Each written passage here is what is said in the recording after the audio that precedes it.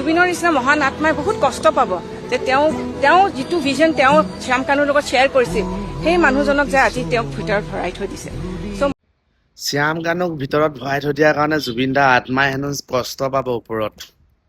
এটা কথা কওঁ নেকি, জুবিন দাই কষ্ট নাপায়। জুবিন দাক শ্যাম কানুক ফাঁচি নিদিলেহে জুবিন দাই বেছিকে কষ্ট পাব। এতিয়া কেলে হিচাপ কিতাপ কৰিবগে লাগিব নহয় জুবিন দাৰ লগত।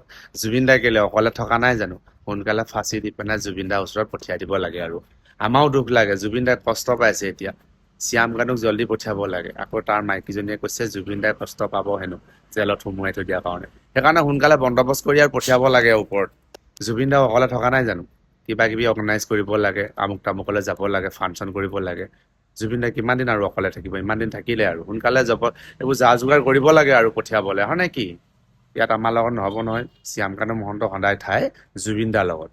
সোনকালে বন্দবস্ত কৰিব লাগে, ফাঁচি দিয়া আৰু ইমানেই আছিলে আৰু কিনো কম। মই মোৰ ফালৰ কথাটো ক'লো আৰু বাকী ৰাইজে ক'ব যি ক'বলগীয়া আছে নে কি? জয় জুবিন দা।